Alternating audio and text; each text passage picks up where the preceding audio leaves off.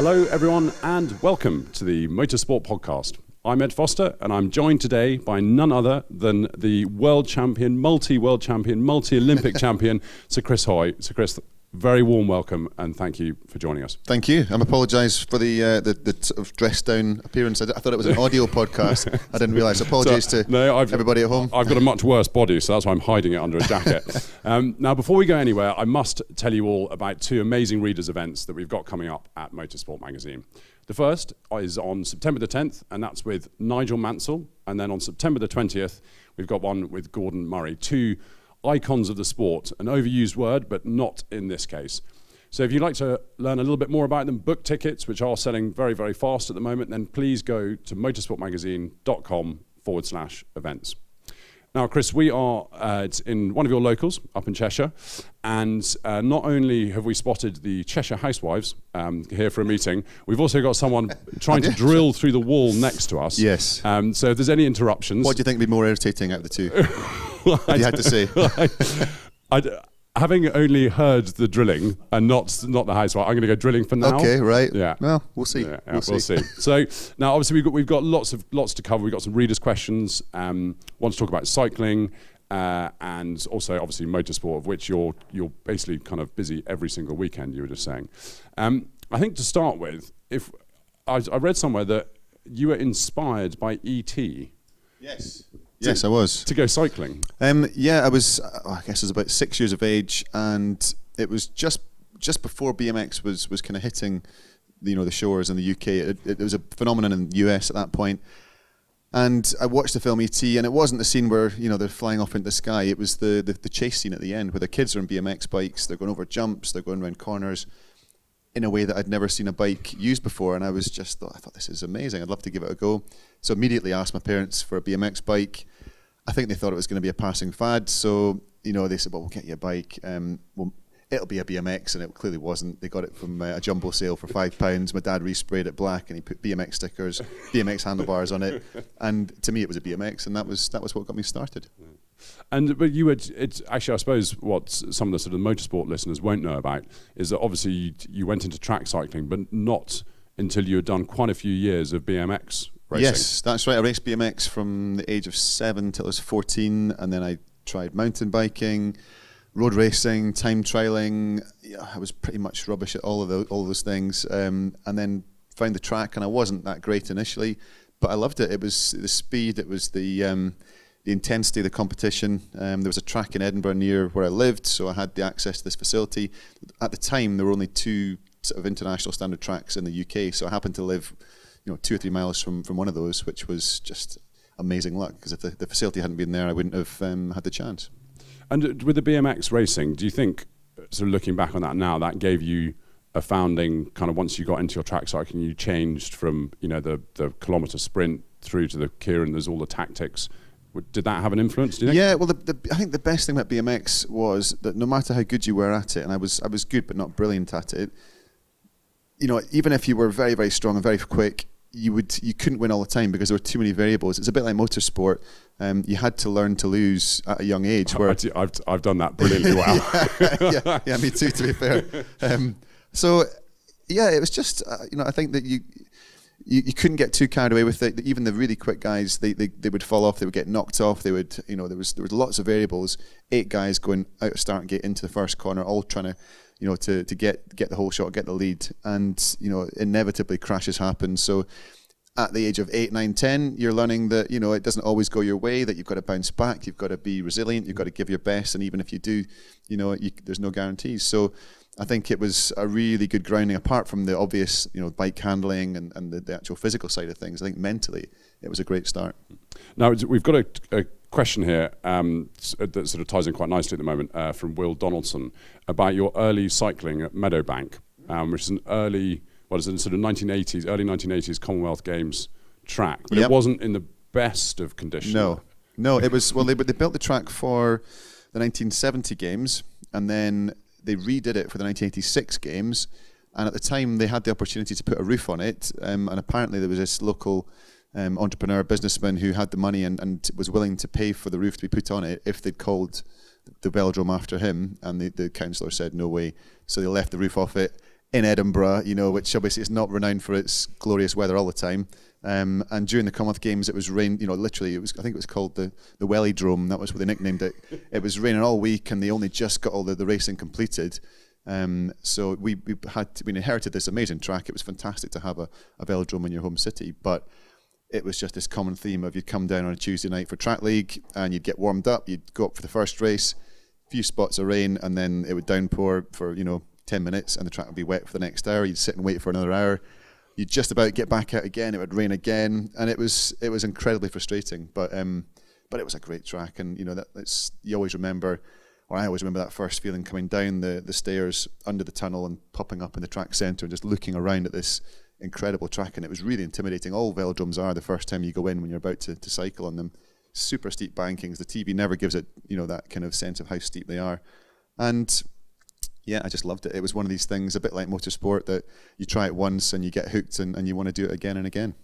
I was going to ask, because we'll talk more about cycling, but your introduction to motorsport, was very much your sort of cycling career finish, and then you went into the Radical SR1 Cup. That's it, yeah. But you must have been very aware of motorsport long before your cycling career. Yes. Yeah, I was a huge fan of Colin McRae. Obviously, being Scottish, we didn't have many world champions back in the 90s in any sport. But I think watching Colin and his style of driving, his full commitment, his just this infectious personality that you were drawn towards watching and supporting him. So yeah, Colin, I have Colin to thank for my real kind of passion for motorsport. But even before then, as a kid, I had a Skeletric set with the two 911 Le Mans cars with the lights that came on. And I remember asking my dad, why do they have lights and the other cars don't? And he said, well, that's for Le Mans. It's a 24-hour race. They race through the night.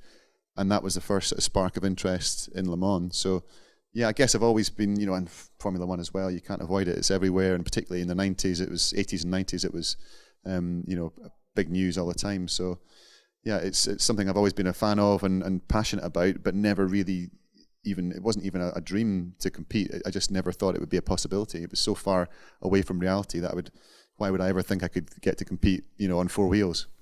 We'll talk about Le Mans in a bit, but you mentioned there obviously looking up to Colin McRae.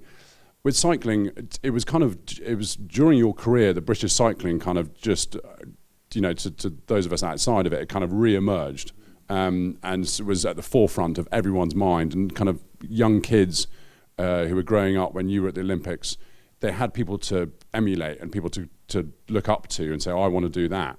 But when you started, certainly in Scotland, there wasn't really that. So what was it that kind of hooked you and got you into? I just think it was initially just the enjoyment of racing and riding on the track. It was a really fun thing to do. We had a really strong club and a great atmosphere, a good social side to the track racing scene, because when you're at a race, you sort of turn up, you get your little seat in the track centre, and then you do a race that lasts a few seconds or a few minutes, you come back down, you sit and chat, you're going up and down all day, so you spend a lot of time just sitting, talking, and you make a really, strong sort of, social network from that. So I enjoyed that part of it, but there was never any possibility of making it as, an international or even doing it full time. Winning medals was just, it was a pipe dream at that time. The biggest change, I had one person to really look up to, one person that was achieving on the highest level without any support, and that was Graeme Obree, who was this Scottish sort of maverick rider who competed against Chris Boardman in the early 90s. And Chris had full factory support. He had, the big sponsors. He had Peter Keane, who was this sports scientist who had all the new ideas, revolutionary ways to train. And Graeme built his own bikes with his own two hands. He actually welded bits of scrap metal together. He got an old washing machine and took the bearing, because his philosophy was, well, a washing machine spins at 1200 RPM, so I'm only pedaling at 150 RPM, so these bearings must be really good. So I'm going to take these bearings out of this washing machine and use them in my bike. He looked at even things like how wide he wanted his knees to be, how close he wanted to get them together to be as aero as possible, and this is all without wind tunnels and any kind of support. And he decided that he had to build this special narrow bottom bracket and use these bearings for it.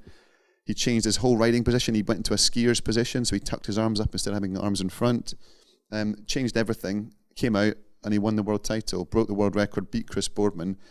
The governing body were absolutely shocked by this, and they said, well, we can't have an amateur coming out and breaking all these records. So they banned the position that he was riding in. So he went away and thought about it and came back with a second position that was known as the Superman position, with his arms straight in front, and he broke the record again, became world champion again. Just an amazing, amazing guy. If you ever get a chance, there's a film called The Flying Scotsman, and Johnny Lee Miller plays Graeme in the film, and it's quite, it's an amazing film. It's very true to the real story, to his life. He's written a book about his life as well, his autobiography. And there's some sad bits in it too. He struggled with mental illness in his life and attempted suicide and all sorts. But it's a really poignant story, and Graeme's still going strong now, and he's still my hero. So Graeme is an amazing guy. So if anyone gets a chance to do a bit more research about him, I would thoroughly recommend it. That is exactly what I'm going to be doing after this, actually. But it's funny, isn't it? There's kind of parallels with motorsport and cycling. It's the underdog story that people love, and ingenuity does get you sort of to the front. I really want to talk about the kind of the British team's mentality and how you found sort of nths of seconds in a bit. But am I right in thinking you were almost a professional rower? No, so you were on the junior. You were on the junior team, which is a lot further than I've ever. I love rowing. I did it at school. I represented Scotland at junior level at the home countries. I'll say that's almost professional from my perspective. It was. I loved rowing, and I do miss it actually. And I got a chance to go rowing with Steve Redgrave a couple of years ago. I did a documentary about various sportsmen and women who were very successful, and I was interviewing them and asking them about what made them champions.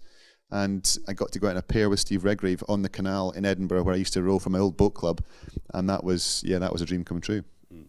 Now, you're kind of once you were sort of fully professional, a track cyclist. When you were saying that you never in your wildest dreams could imagine, winning Olympic medals, being world champion 11 times, when did the penny drop? Was it the first medal, or was it the first gold? Or? Yeah, I think there was a couple of moments really.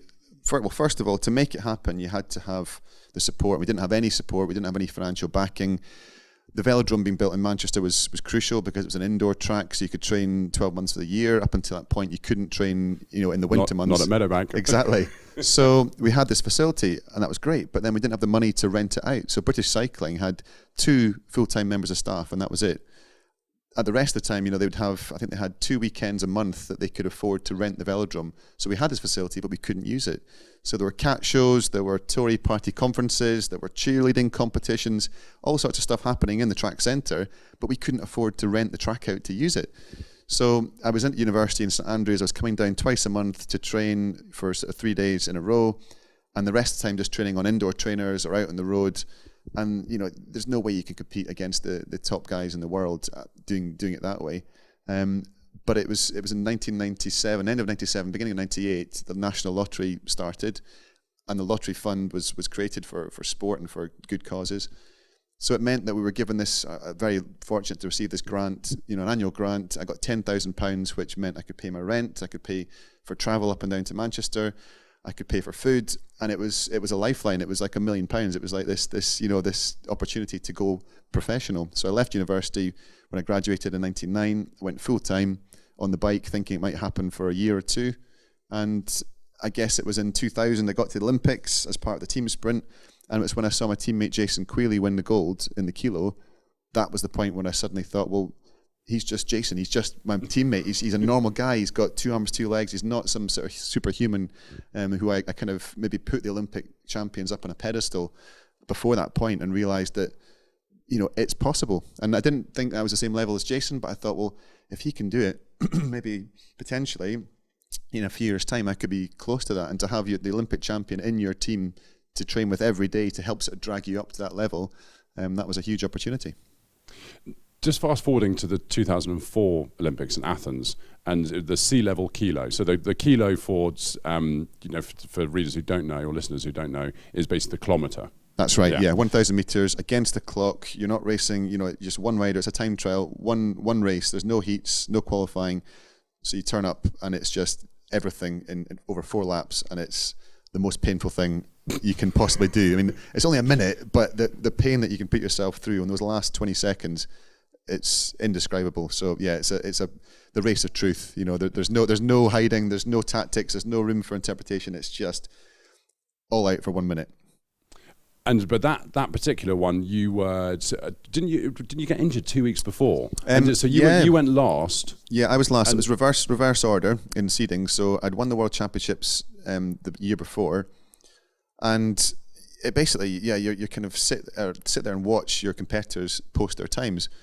And yeah, about 7 days before, I crashed in the village on the bike. My last sort of ride, I just finished a training session on the indoor bike. I gone out for a little cool down ride around the village, came up to a roundabout, and there was this bus driver coming towards the roundabout. I had right away, but he just kept coming, and I had to sort of try and get through in front of him because I thought he's going to hit me, and I went too fast around the roundabout, hot tarmac in Athens, slid out and had a bit of a tumble. Thankfully, it was just road rash and, nothing too serious, but it was one of those moments you think, God, you could have easily broken a wrist or a collarbone, and that would have been the game's over. So I was very lucky there. On the night itself, it was just, one of these things you look back on now, and it's great with hindsight. But at the time, it was terrifying because 4 riders to go. The Australian rider Shane Kelly, he broke the world records. Had to stand there and watch him break the world record, go faster than anyone had ever gone before. The next guy, Stefan Nimke from Germany, did it again. And then right before I went to the start line, the Frenchman Arnaud Tourneau, my big rival, he went under 61 seconds for the first time ever. And it was just this feeling of, right now, a personal best will only get me 4th place.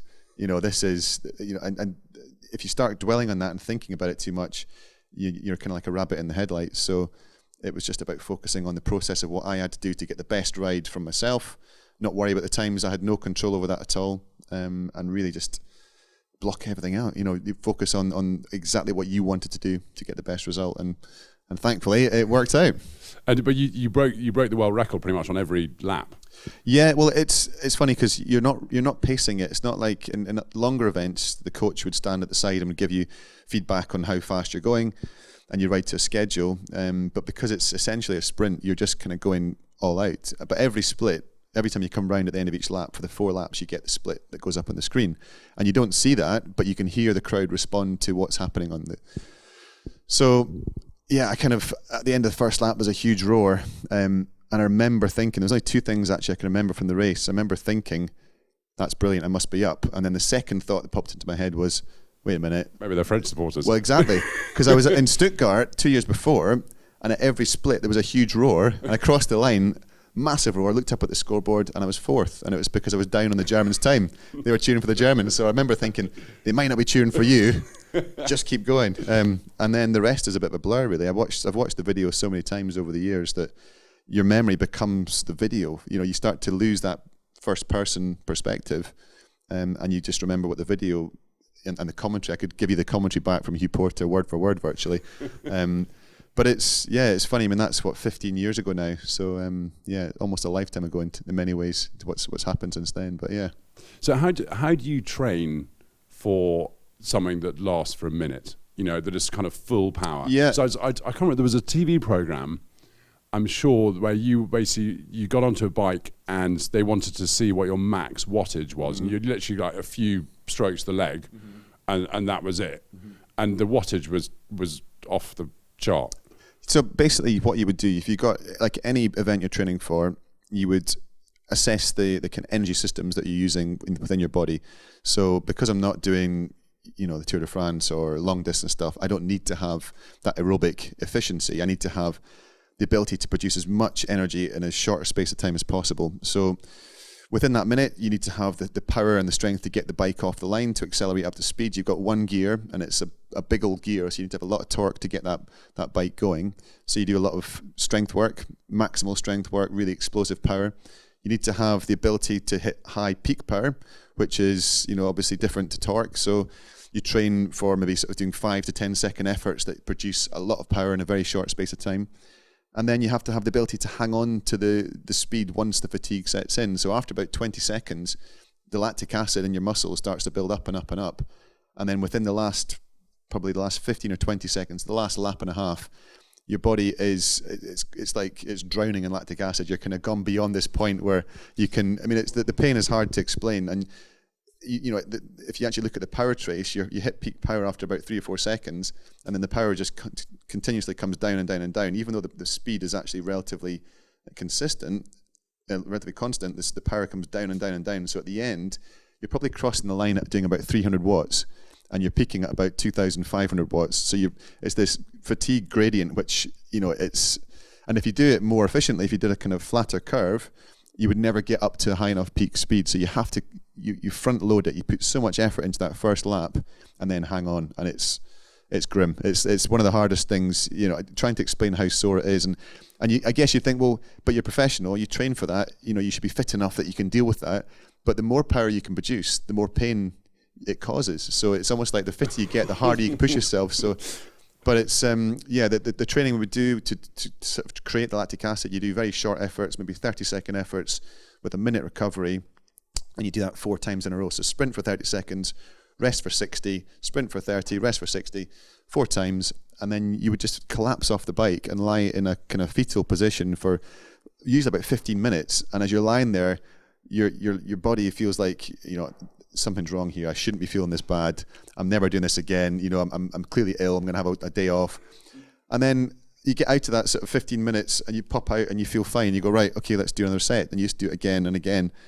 And yeah, there were some days where you'd come out of the training session in the lab, just you and the coach, no one watching you, no crowds, nobody has witnessed any of it, but you would feel almost as elated as some days when you've won other races, just because you'd made a progression of 5 watts or 10 watts over your personal best. So it was always, everything was measurable. There was nowhere to hide. You couldn't just sort of come in and go, yeah, I gave it everything today. And you go, well, hang on a minute, let's look at the data. You didn't. No, you didn't. So yeah, there's parts of my career I really miss, but that definitely isn't one of them. I mean, it's a lot of pain. So it's obviously the fitness. We've got a question here from Matt Stelmacher, and it's kind of related to this, and he's asking what the key skill is that you've been able to bring from cycling into long distance endurance racing, and I'm guessing it's more the Kieran in terms of the actual racing with other people. Yeah, the biggest thing is the ability to focus and the ability to block out distractions. So it's exactly the same, like in the Kieran or the Kilo at the start. If you start dwelling on what happens if I win, what happens if I lose, he's looking like it's going to be fast today, or the conditions or the crowd, or as soon as you're looking at things that have absolutely no bearing on your own performance, it's taking your mental concentration away from that. So in the car, if I'm coming towards a corner, coming towards Porsche curves at Le Mans at night, thinking I'm doing 140 miles an hour here, this is supposed to be just a lift and turn in, that wall looks pretty close, if I get this wrong, there might be oil here, what happens if I hit the wall, it'll be disaster. As soon as you dwell on the things that could go wrong, it kind of massively increases your chance of doing that. So even in mountain biking, if you're going down a hill, the key thing is always to look exactly where you want to go. You don't look at the things you're trying to avoid. Which is the same in motor racing, isn't it? Exactly. Yeah. So you focus on the line, you try and increase your vision, you try and look through the corner, and these are the things that I knew from cycling that I passed across to motorsport, but they're completely different skills. So, it's you come into it and you have the competitive instinct, you have the desire to go fast, you have the desire to win, but yeah, you learn very quickly that it's going to be, you're starting at the very, very bottom level, but that's part of what drew me to it. I quite enjoyed the thought of a new challenge that every time I get in the car, I'm going to be significantly better. Whereas on the bike, you were spending a whole year or 4-year cycle trying to improve maybe half a tenth of a second. The margins were so small, you were so close to the top level that you didn't have the headroom to improve. But in the car, I've got a long way to improve, which is good.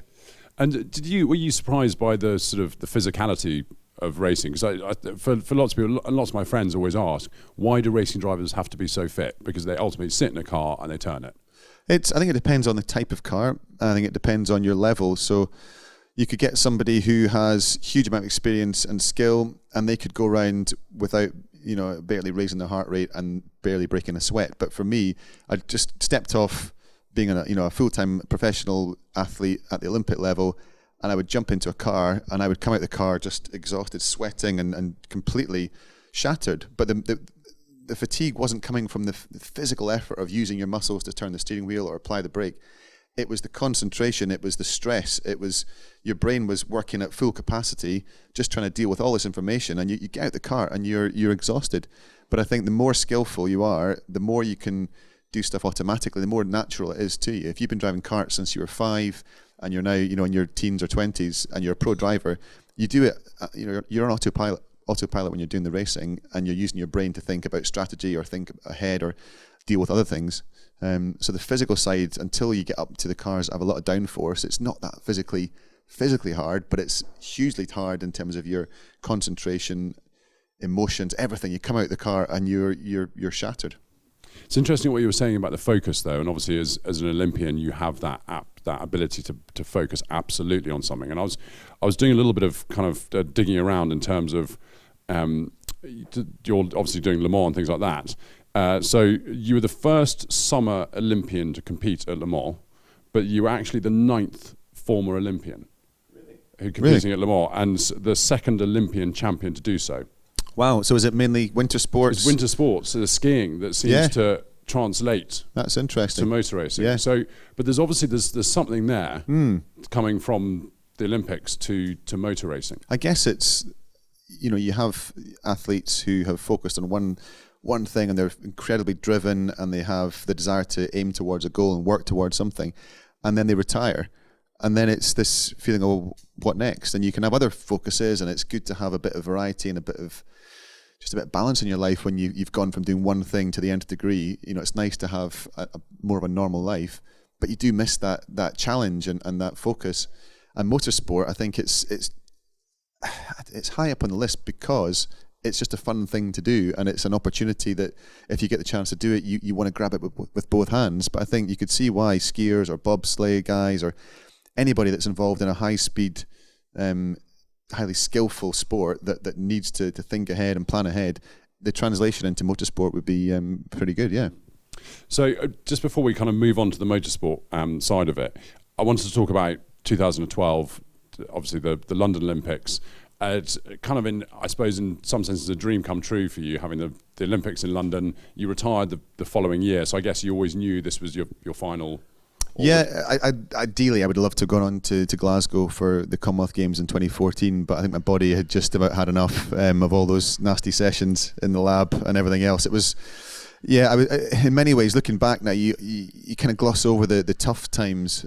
So in 2008, it was in a fantastic games. I got 3 gold medals in Beijing, and it was just a very significant moment in my career. But then shortly afterwards, when I came back into training, went to the first race after the Olympics, and I crashed and really damaged my hip quite badly, and I was off the bike for 10 weeks, missed the World Championships. And then from then on, it was quite a struggle just to actually get to London to be selected, because only 1 rider per nation per event was allowed. They changed the rules. That was slightly in light of how well Britain was doing. Yeah, I mean, if you told everyone 20 years before that was going to happen. I mean, we weren't even a B or a C grade nation in Britain. We were just the bottom of the pile basically back in the day.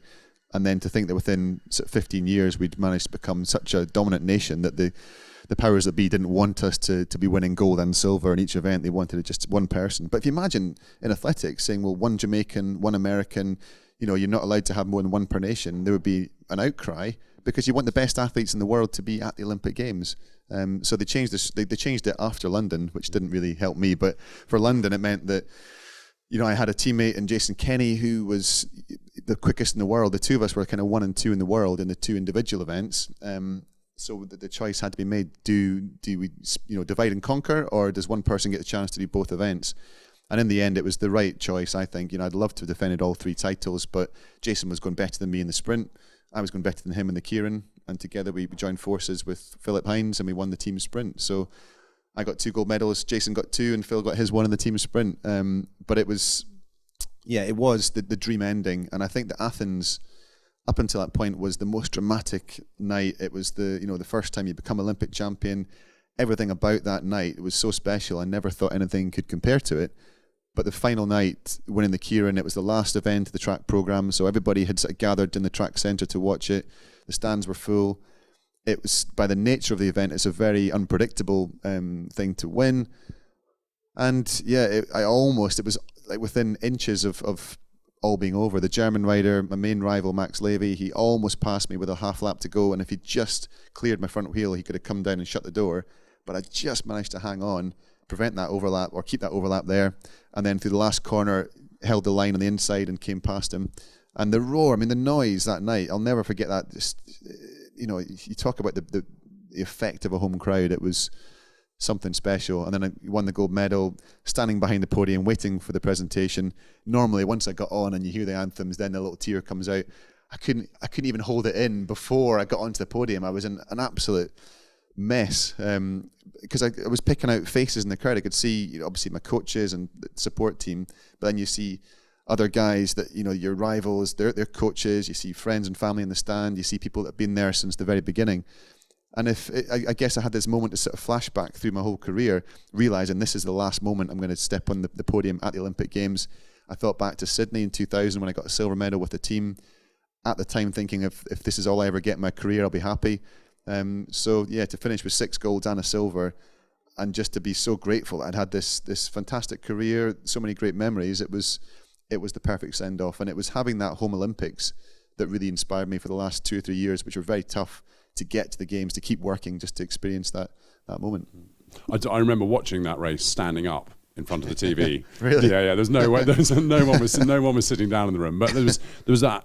The wonderful thing about the London Olympics was just this amazing feeling of goodwill. And I was in the Olympic Village a couple of times to watch some of the sports, and it was just an amazing atmosphere. And it was, what a way to sign out. It's kind of sad because you think, well, that was 7 years ago, and you think, look at our country now and look at the country then. We were so united, and it was such a feeling of, do you know what, look at what we can achieve, and wow, isn't this great? And there were so many doubters leading into the games.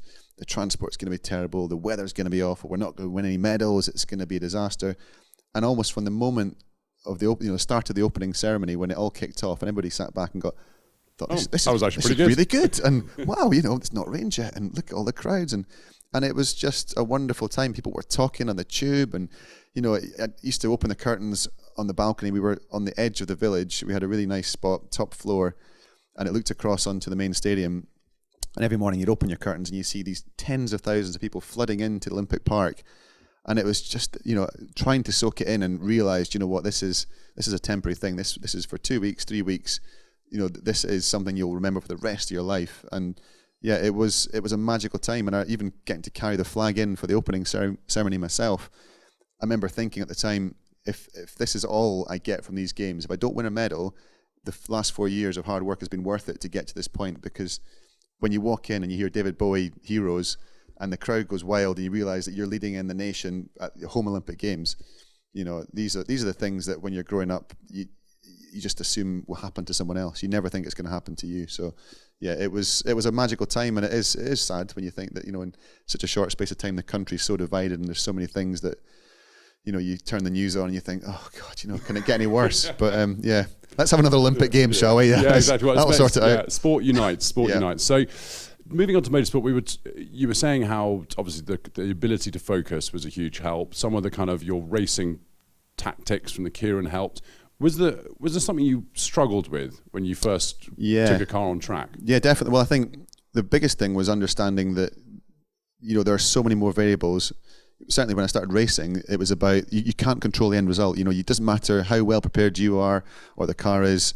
There's so many things that can go right or go wrong. The fact that cars just break, components break out of nowhere, and it could be on the last lap. But look at Toyota at Le Mans. It's just, to get that far in a 24-hour race, and it's not just about the 24-hour race, it's about the whole year or sometimes 5-6 years building up to that moment of developing the car, getting the team together, everything that goes towards such a huge challenge, and it can go wrong anytime, at any stage, and it's understanding that and realizing that you can't focus on the end result. Again, bringing it back to cycling, focus on the process of what you need to do, and understanding that don't worry about the end result. It'll take care of itself. Winning or losing, it's not irrelevant. That's the aim, is to win, but the aim is to go out there personally and do the best job you can.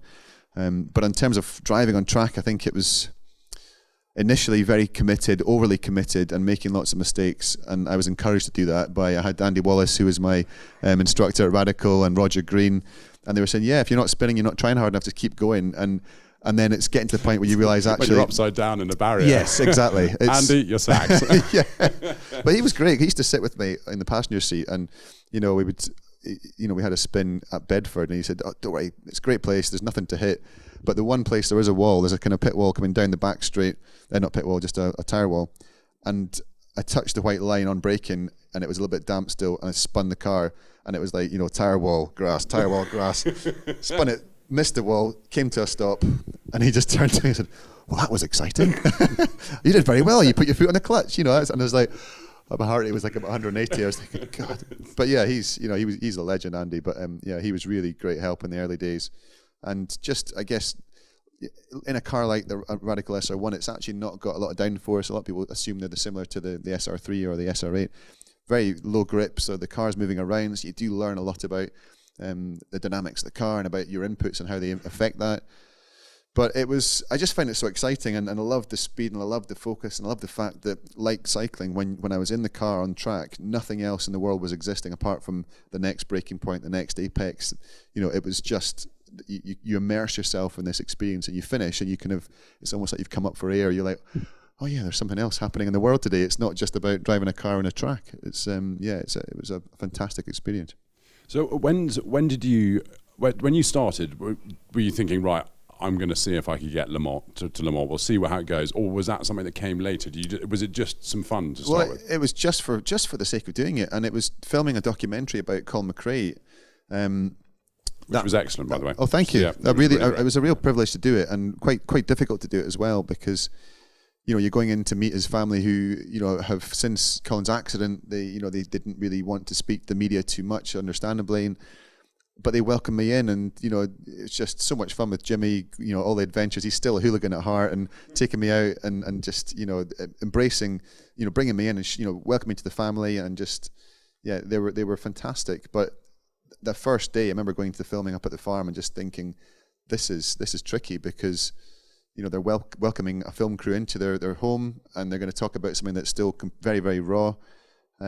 But it was a privilege to do. So it was filming that documentary that we did a little scene of me out on the track at Alton Park in my own track car in the Lotus 211, and Roger Green came down. He was at the time, he'd just finished working at Evo, and he was working for Radical, and I was a big fan of Evo and reading, obviously Motorsport as well. Of course, yeah.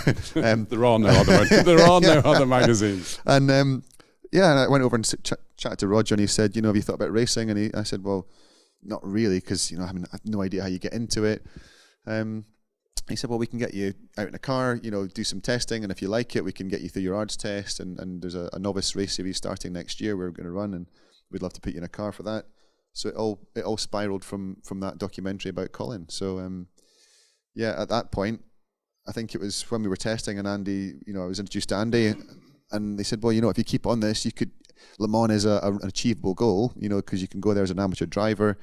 And I just dismissed that. And then, whatever, I'll stick with the SR1 to start off with. And then it was in 2015 when I was working with Nissan as part of their Olympic partnership. And they said, we'll have a look at you, see what you like in the car. And when we did a test, they said, well, let's make the end goal Le Mans. We've got 3 years to get there. And they were, amazing at bringing through gamers through to the highest level professional drivers. So I had a chance to sort of piggyback that program, the GT Academy, and it was just this pipe dream initially. And as the time went on, and they progressed through the ranks, did British GT, European Le Mans series, and then it was we're going to do Le Mans next year. And that was when I got the phone call to say it's on, and we've got the team, and we've got the car.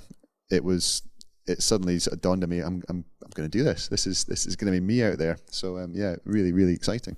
And obviously, you're very used to walking into stadiums and performing in front of tens of thousands of people. You knew about Le Mans. You're obviously a fan of it and things like that. But I think a lot of drivers, even sort of professional racing drivers who have raced from the age of 6, still find it amazing when you arrive there and the enormity of it. And it's not so much the place, it's the whole week that goes with it. Was that absolutely the same with you? Even with 100%. And it was the best thing I did was go there the year before, and they allowed LMP3 cars to test on the official test day, which they hadn't before. So I got to drive. It was absolutely atrocious day. That was just rain non-stop the whole time.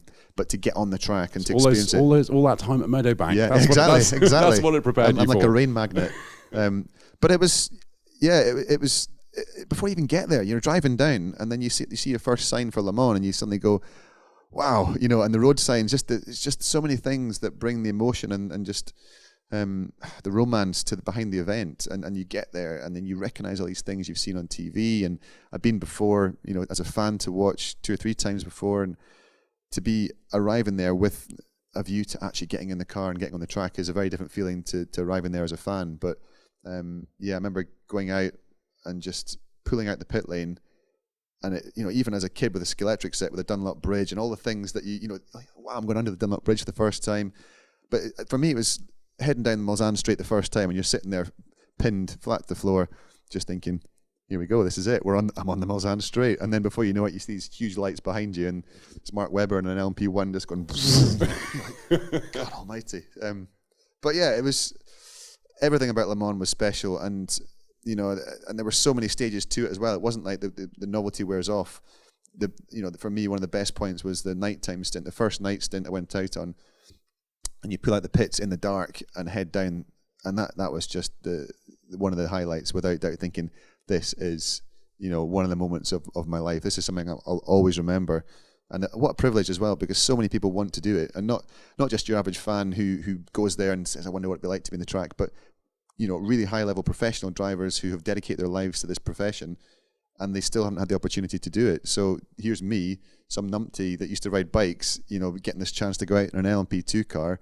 I wanted to do the whole opportunity justice and not just turn up and take it lightly. So yeah, for all the people that were wanting to be, I would love to be in my shoes, I wanted to do the best job I could.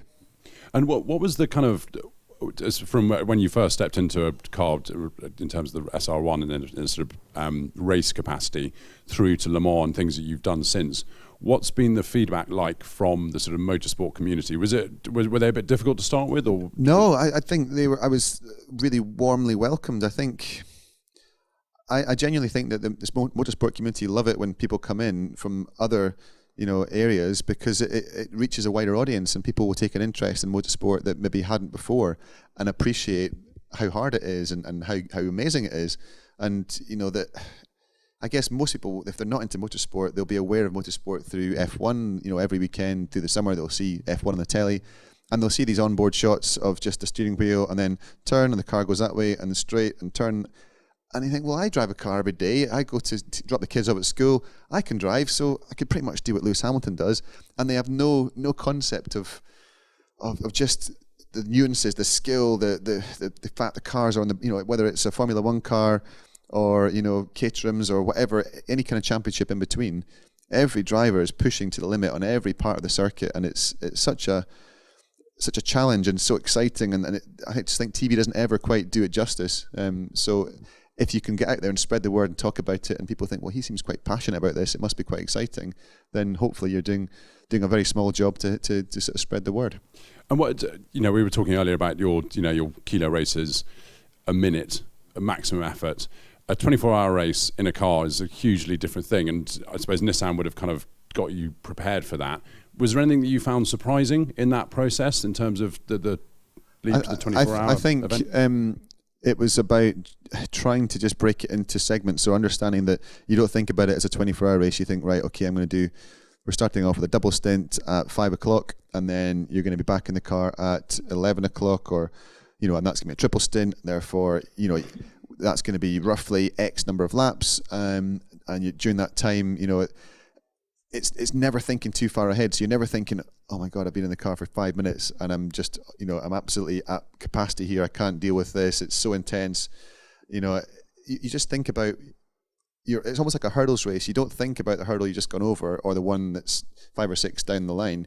It's just, what's next? What am I doing next? Right, over this, onto the next one. And it's just like a conveyor belt, one by one, minute by minute, lap by lap.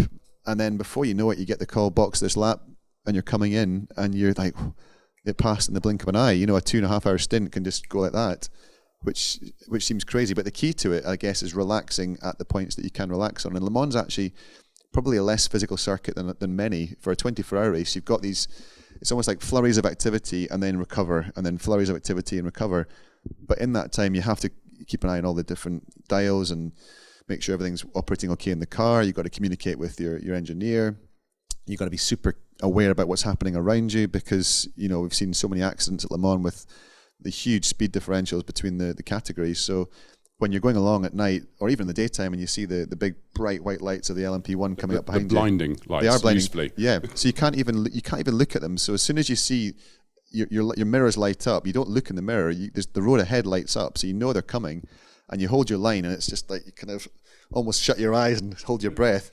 But the worst moment for me the first time was when I assumed it was just two. I could see it was more than one set of lights. I thought, right, there's two coming up behind, and the one went past, and the second one went past, and I almost came back on the racing line, and there was a third, and it was just, and then I thought, it wasn't close in terms of I didn't actually make the move, but it was close enough for me. I was about to make that move, so it was a great lesson of you do not do that until you're 100% sure. It's just. Doesn't bear thinking about if you get it wrong there. And apart from anything else, imagine being the person that ended the hopes of one of the Porsches or the Audis or the. It's happened many Toyotas. times. Yeah, exactly. So I didn't want to be that guy. So it was. It's. I guess you just don't think too far ahead. You think about one lap at a time, one braking point at a time, and then before you know it, you're called in, and that's the end of your stint. And do you have an engineer on the radio though saying the lead battle's coming up behind you? Did you get a bit of feedback on that? Yeah, you do. On a bicycle, you absolutely did not. Some engineers and some teams are better at that than others. Some communicate really well, and even down to the simplicity of at Le Mans, the radio didn't work that well. So you had sections of the track where you could communicate and sections where you couldn't. This is the cutting edge of motorsport. Exactly. Well, yeah, we had all sorts of problems, and so on my first stint, I think on the second lap coming into the Mulsanne corner at the end of the straight. I locked up, and a really bad lock up in the front right, really bad flat spot, to the point where you can't see out the windscreen. It's vibrating so badly, and I'm thinking, and every time you get to a breaking point, it locks up on the same bit, makes it worse, and you're just absolutely paranoid that I was going to go through the canvas and I was going to get a puncture, and it was going to be off at the start of the race.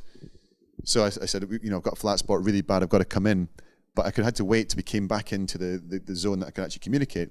And the engineer was saying, well, you've cocked the tires up, you have to wait and see, we're discussing. And it turns out they didn't have any tires, hot tires ready to go. So they're having, and I watched the documentary afterwards where there was a documentary about the whole process of doing Le Mans.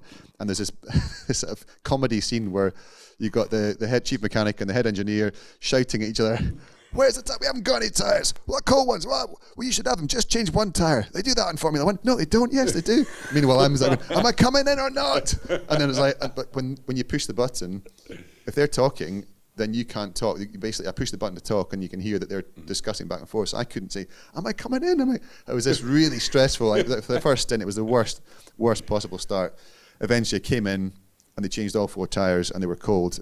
And I pulled out the pit lane, off the limiter, foot down, and the car stepped sideways. And I said, whoa! And then 2 seconds later, Chris, your tires are cold, so be careful. I was like, yep, thank you. Just spotted that. So it got better from there, but that was quite a start to my first experience at Le Mans, yeah.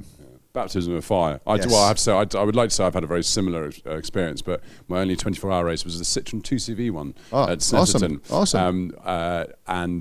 So really no insight at all into Le Mans. But it lasted for the same amount of time. The thing is, I don't think it matters what the car is or what the division is. It's the same camaraderie, the same experience, the same build-up. And did you finish the race? Yeah, so interestingly, I went to bed at kind of 11, and I was supposed to be back in the car at sort of 5, 6 in the morning, but I got woken up at 1 in the morning, sleeping in a tent in the paddock. Yeah. Because one of the drivers couldn't actually see at night in the rain, which only became apparent at sort of 1 in the morning. So I had to get back in the car. But it's great. And watching sunrise and things. It's just, there's something about a 24-hour race that's very, very magical. Exactly. But, did you get emotional at the end when you crossed the line? Did you feel you'd really achieved something? Yeah, I did. But with Citroen 2CVs, I know they've got lots of fans, but the Wellington Straight at Snetterton is very, very long. Send an email. And you can look over to someone next to you to give them a wave. So it's a different form of racing, and but it was a wonderful experience, and to get through it was incredible. Yeah. No, it was really, really good. Awesome. So it's kind of fast forwarding a bit to what you're doing now. You've done so much in motorsport. It's quite amazing actually. It's just really in 6 short years. Have you tested a Formula E car? I don't know if you can call it a test. I did a couple of laps at Rome this year. So I'm doing a series. Basically, it's me going in and trying different forms of motorsport. It's a great way to try lots of different forms of motorsport. Well, it's a great excuse, isn't it? It's kind of how do I get a chance to drive all these cars that I really want to drive? We could pretend that we are making a real TV series, honest. But yeah, basically I go in there. So there's World Rallycross, Formula E, monster trucks, which was insane. Doing some drifting, doing Gymkhana and Porsche Super Cup. So all these different forms, meeting different people who have the best jobs in the world as racing drivers, and trying their cars out. So yeah, the rallycross. I mean, the tricky thing is that you have maybe one test day. In some cases, no preparation. You go straight in and you just do it. So you've got to really learn quickly and on your feet. But you're not going to complain when you get the chance to drive. I mean, I did one test day at Pembrey, and then I was in at the top end in the supercar category at the World Rallycross against, Timmy Hansen, Kevin Hansen, Marcus Grönholm's son, the best guys in the world. And you're sitting on the start line doing your little burnout before you get up there, handbrake on, 600 horsepower, bouncing off the limiter. And there's like 6 of you looking across thinking, what on earth am I doing here? Handbrake off you go. And it was, I think the Rallycross experience has got to be up there with anything I've done in motorsport. It was absolutely brilliant, and such a warm, friendly paddock as well. I mean, everywhere, motorsport is always friendly, but these guys were just really glad to have someone in and were interested in what I was doing. And, the team with Ollie Bennett's team, they were fantastic too. So yeah, it was a great experience. You're a very humble man for sort of people listening and watching. As the Super Cup, which is widely regarded as one of the most competitive and quite a niche championship. You need to know what you're doing. You performed really well in it. Well, thank you. Oh, it was again. I spoke to Chris Harris because he did it last year, and he said, "Look, mate, you're going to be at the back end of things. Don't worry about that. It's tough. The guy, these are pro drivers. The cars are tricky things to handle. No ABS, no traction, and it's all about the braking, and it's easy to lock up." So he put the willies up me a little bit at the start, but cheers, Chris. Exactly. But it was great because you do go in there with very low expectations, and they have what they call the VIP car. They have different sort of guests in usually once a year to drive it, and there was a great team, really professional. I had a test at Silverstone, and I was about 4 seconds off the pace, and then by quali at Silverstone at the race, I was 2.7 off pole. So I was delighted with that, on a sort of 2-minute lap. I was more than happy with that.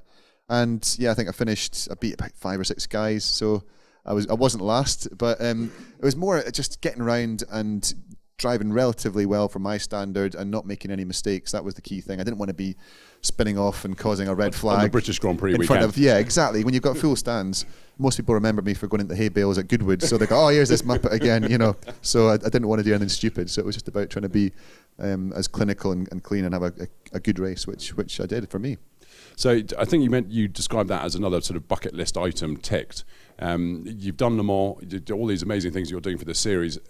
Are there things out there that you haven't done that you want to do, or do you want to get back to Le Mans? I'd love to go back to Le Mans because you learn so much and you feel like you've barely scratched the surface. I thought I might have done it and then tick the box and then I can move on, but it really got the bug. I got the bug, and you learn so much that you want to apply all the things that you learned in that experience. But on top of Le Mans, Bathurst 12-hour, Nürburgring 24. I'd love to do some more Rallycross. I mean, that was just a taster for that. It really got me hooked. I guess just any opportunity. And the key thing that I've learned, the weekend I was racing at Spa in the British GT in a Mustang GT4, Multimatic, top level pro team, really amazing guys. And at the same time, I was doing the Caterham 420 Championship, basically jumping out one car into the next. And you would assume that, well, you've got these top level teams, and then you've got this sort of 30 grand a year championship, which is just sort of club level racing. But the experience is just as intense and just as fun in the Caterhams as it is in GTs.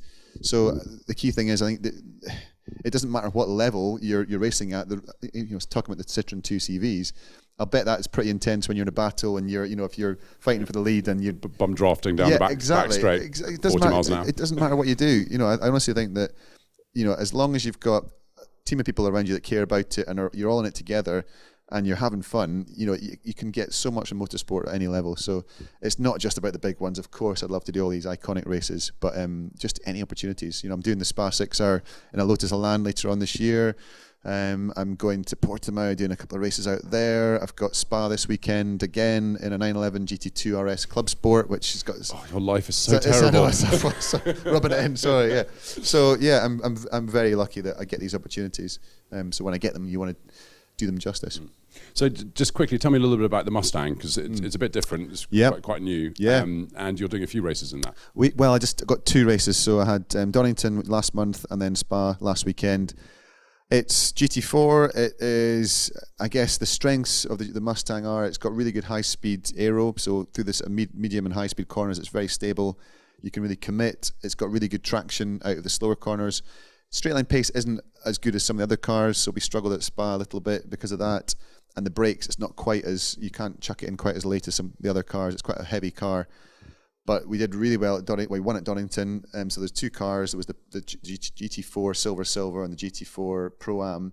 And the GT4 Silver, they won their category and they're leading the championship. And myself and Billy Johnson won the Pro-Am, which was a big surprise. And then last weekend I raced with Andy Priol, and his son Seb was racing in the Silver car with Scott Maxwell, and we were both 6th in our relative classes, so it was a bit tougher. We weren't quite up there with the faster cars in the straight line, but just so much fun. You know, it really is. It's a great car to drive, great team, and I learned a lot from Andy.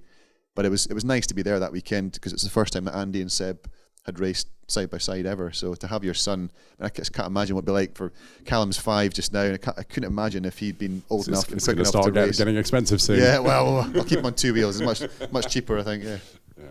Now, sort of before we finish, anyone who follows you on Twitter will one of the.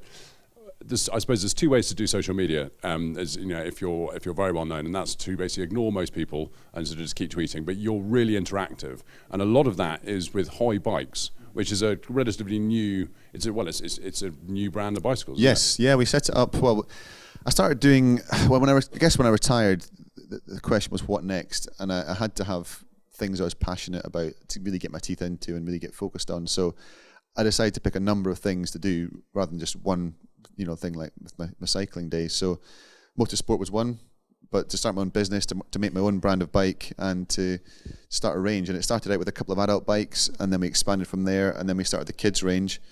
And the adult bikes did okay, but the kids bikes have been so really well received, and we've gone relatively high end, very lightweight components, lightweight frames to make the bikes as easy for the kids to ride as possible.